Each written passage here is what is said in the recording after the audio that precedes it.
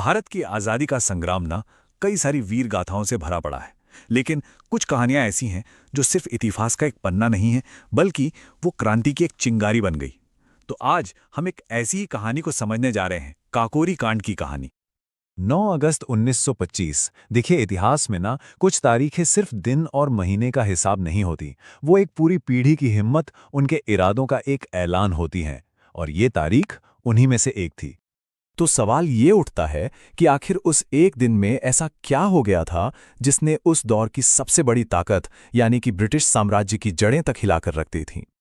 चलिए अब सीधे चलते हैं 9 अगस्त 1925 की उस रात में, वो रात जिसने भारत के क्रांतिकारी इतिहास को हमेशा हमेशा के लिए बदल कर रख दिया।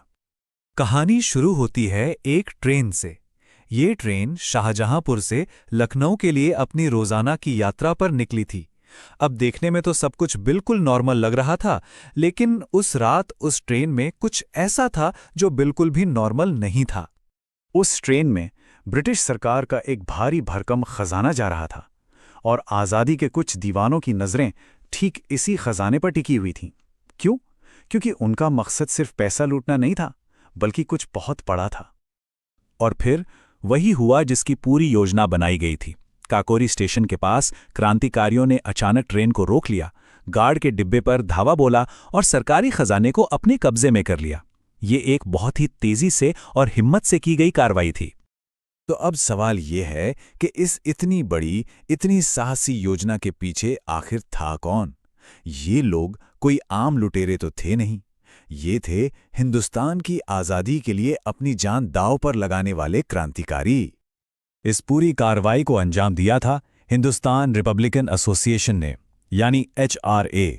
ये एक ऐसा संगठन था जिसका साफ साफ मानना था कि आज़ादी मांगने से नहीं मिलने वाली, उसे अंग्रेज़ों से छीनना पड़ेगा। और इसके लिए सशस्त्र संघर्ष, मतलब हथियारों की लड़ाई, जरूरी है। इस मिशन को जो लोग लीड कर रहे थे वो थे राम प्रसाद बिस्मिल, अशफाक उल्लाह खान, चंद्रशेखर आज़ाद, राजेंद्र लाहिड़ी और रोशन सिंह जैसे महान क्रांतिकारी। इन सब का एक ही जुनून था, भारत की आज़ादी। उनका इरादा बिल्कुल साफ था। एक, अंग्रेज़ों को सीधी चुनौती देना, और दूसरा, अपनी क्रांति को आगे बढ़ाने के लिए फंड्स जुटाना। ये पैसा हथियार खरीदने और आंदोलन को और मजबूत करने के लिए इस्तेमाल किया जाना था। इसीलिए ये सिर्फ एक डकैती नहीं थी, ये एक क्रांतिकारी एक्शन था। इस घटना ने ना ब्रिटिश हुकूमत को अंदर तक हिला दिया था। उन्होंने इसे अपनी सत्ता पर एक सीधा हमला माना और बस इसका जवाब देने के लिए अपनी पूरी की पूरी ताकत झोंक दी। इसके बाद जो हुआ वो वाकई में बहुत क्रूर था। पूरे देश में बड़े पैमाने पर गिरफ्तारियां शुरू हो गईं, महीनों तक लंबा मुकदमा चला और फिर क्रांतिकारियों को बेहद कठोर सजाएं सुनाई गईं। इस क्रांति की जो कीमत चुकाई गई वो बहुत बहुत बड़ी थी। इन नायकों की शहादत की कहानी आज भी, सच कहूं तो, रोंगटे खड़े कर देती है। इस दुस्साहस की कीमत इन क्रांतिकारियों ने अपनी जान देकर चुकाई। सबसे पहले इस पूरी योजना के मास्टरमाइंड राम प्रसाद बिस्मिल, जिन्होंने सरफरोशी की तमन्ना लिखते हुए हंसते हंसते फांसी का फंदा चूम लिया। और उनके साथ थे उनके सबसे करीबी दोस्त अशफाक उल्लाह खान।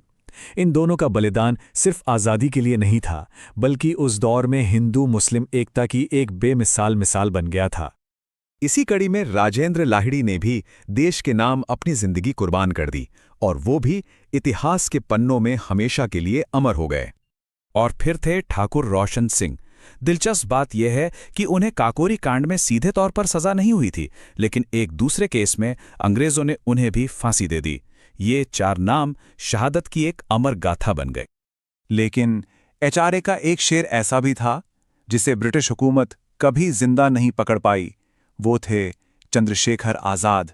उन्होंने अपनी प्रतिज्ञा पूरी की कि वो आज़ाद थे, आज़ाद हैं और आज़ाद ही रहेंगे। अंग्रेजों को लगा था कि इन फांसियों से क्रांति की आग बुझ जाएगी, पर हुआ इसका ठीक उल्टा। इन बलिदानों ने उस आग में घी का काम किया और क्रांति की वो मशाल और भी ज्यादा धधक उठी। तो काकोरी कांड की विरासत आखिर है क्या? ये सिर्फ एक घटना नहीं थी, ये एक टर्निंग पॉइंट था। बिस्मिल और अशफाक की दोस्ती और शहादत उस समय की राजनीति के बीच हिंदू मुस्लिम एकता का सबसे बड़ा सबूत बनी। इस बलिदान ने देश भर के नौजवानों के दिलों में एक ऐसी आग जलाई कि वो भी देश के लिए मर मिटने को तैयार हो गए। ये अंग्रेजी हुकूमत के मुंह पर एक तमाचा था और इसके बाद क्रांतिकारी गतिविधियां रुकी नहीं बल्कि और भी तेज हो गईं। तो आखिर में हम ये कह सकते हैं कि काकोरी कांड सिर्फ एक ट्रेन डकैती नहीं थी।